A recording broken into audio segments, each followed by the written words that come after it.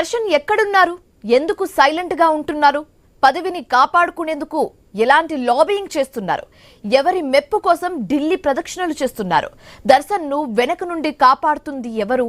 ఎవరు ఆ చీకటి వ్యక్తి? కర్ణాటక కాంగ్రెస్ పెద్దలు ఎందుకు నోరు తెరవడం లేదు? దర్శన్ అన్యమతస్థుడేనన్న సైలెంట్ అయిపోయారా? అన్యమతస్థుడని తెలిసిన ఎందుకు బోర్డు మెంబర్ గా తీసుకున్నారు? ఎవరి నుంచి ఒత్తిడి వచ్చింది? దర్శన్ విషయంలో ప్రభుత్వ పెద్దలు ఏం ఆశించారు? దర్శన్ ఇష్యూపై బోర్డులో అంతర్గతంగా విచారణ జరుగుతుందా? బోర్డు వేయబోతుందా? దర్శన్ తప్పుకునేందుకు ప్రయత్నిస్తున్నారా? పదవీ కాలం మొత్తం ఉంటారా, లేక 3 నెలల కాలం కాకుండా త్వరలోనే రిజైన్ చేస్తారా?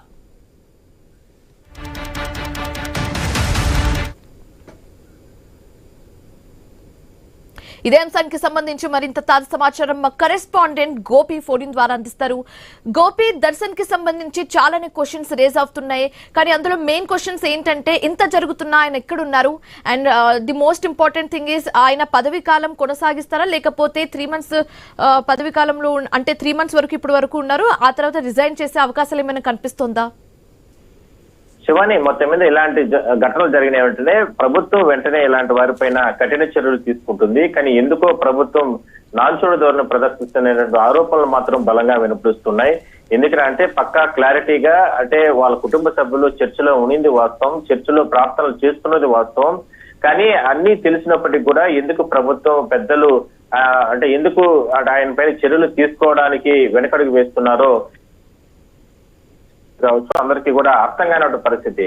అయితే ఉన్నటువంటి సమాచారం ప్రకారం అంటే కేంద్ర పెద్దల నుంచి కూడా అతనికి పెద్ద ఎత్తున అండదండలు ఉన్నాయి. అందువల్లనే అతను ఈ రకంగా వ్యవహరిస్తున్నారు. స్వచ్ఛందంగా సహజంగా ఏదైనా సరే ఇలాంటి ఘటనలు జరుగుతానగానే స్వచ్ఛందంగా వాళ్ళకంతటికి వాళ్ళే రాజీనామా చేసి శ్రీవారి భక్తుల్ని గౌరవించే విధంగా కూడా వ్యవహరిస్తూ వెళ్ళిపోతూ ఉంటారు.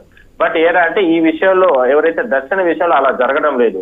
కేవలం మొండి వైఖరిగానే, అంటే నేను చేస్తున్నది ఇంతే, తనకు అంటే కేంద్ర ప్రభుత్వం నుంచి కావచ్చు, రాష్ట్ర పెద్దల నుంచి కూడా నాకు అండదండలు ఉన్నాయి కాబట్టి తనను ఎవరు ఏమీ చేయలేరు, ఎన్ని రకాలుగా ఎన్ని విమర్శలు వచ్చినా తను నేను నిలబడతాను, కంటిన్యూగా బోర్డులో కొనసాగుతాననేటువంటి ధోరణితోనే ఆయన వ్యవహరిస్తున్నట్లు కూడా కొంతమంది ఆరోపణలు చేస్తున్నారు, స్వామీజీలు కానీ అదేవిధంగానే హిందూ సంఘాల నేతలు.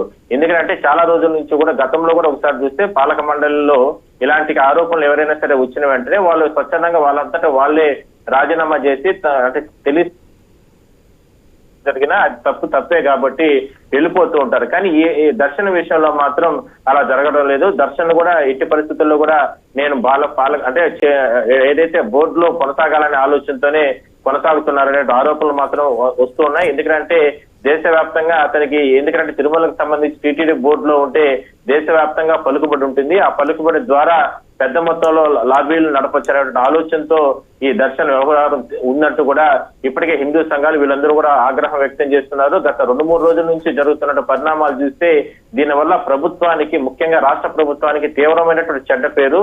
కానీ చెడ్డ పేరు వస్తున్నప్పటికీ కూడా ప్రభుత్వం చర్యలు తీసుకోవాలని ఆలోచన చేస్తున్నప్పటికీ కూడా అంటే అతను తీసుకొస్తున్నటువంటి ఒత్తిడి కారణంగా ప్రభుత్వం ఇతని పైన వేటు వేయలేకపోతుందనే ఆరోపణలు మాత్రం బలంగా వస్తున్నాయి. అయితే మాత్రం ఒక రోజు లేట్ అయినా సరే, 2 రోజులు లేట్ అయినా సరే కఠిన చర్యలు అయితే ఉంటాయనేటటువంటి సంకేతాలు మాత్రం మరికొంతమంది రాజకీయ దర్శనానికి వస్తున్నటువంటి కోట్లాది మంది భక్తుల మనోభావాలను దెబ్బతీసే విధంగా అతను కావచ్చు, వాళ్ళ సతీమణి కావచ్చు, తిరుమలకు వచ్చి స్వామివారి ఆలయంలో ప్రత్యేకంగా పూజలు చేసిన తర్వాత రంగనాయకుల మండపంలో అక్కడ వేద మంచోత్సవాల నడుమ అక్కడ ఆయన పదవి బాధ్యతలు చేపట్టారు. అక్కడ కట్టుబొట్టు సాంప్రదాయం ప్రకారం వాళ్ళు అక్కడ బాధ్యతలు చేపట్టారు. వాటన్నిటిని ఇవాళ పక్కన పెట్టి బోర్డులో కొనసాగుతున్న సందర్భంలో, అంటే బోర్డు పదవీ కాలం అయిపోయిన తర్వాత వాళ్ళు ఏం చేసుకున్నా పట్టించుకోవడం ఉండేది కాదు. కానీ టీటీడీ పాలక మండలిలో ఉండి వాళ్ళ కుటుంబ సభ్యులు ఇతర ఆలయాల్లో అక్కడికి వెళ్ళి ఇతర ప్రార్థనా మందిరాలు ఆ రకంగా వ్యవహారం, అంటే అక్కడ ప్రత్యేక ప్రార్థనలు చేస్తుంటే ఎందుకు అతని పైన చర్యలు తీసుకోలేకపోతున్నారు అనేటువంటి మాటలు మాత్రం పెద్ద ఎత్తున భక్తుల నుంచి కావచ్చు, ప్రజల నుంచి వ్యక్తం అవుతున్నాయి. దీనికి సంబంధించి చాలా మంది రాజకీయ నాయకులు కానీ అదేవిధంగా ప్రముఖులు ఇవన్నీ కూడా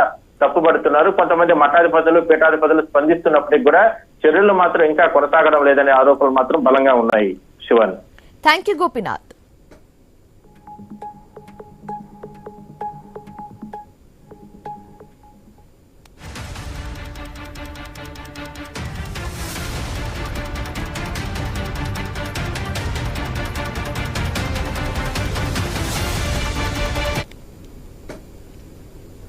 వేసవి సెలవుల నేపథ్యంలో టీటీడీ ముందస్తు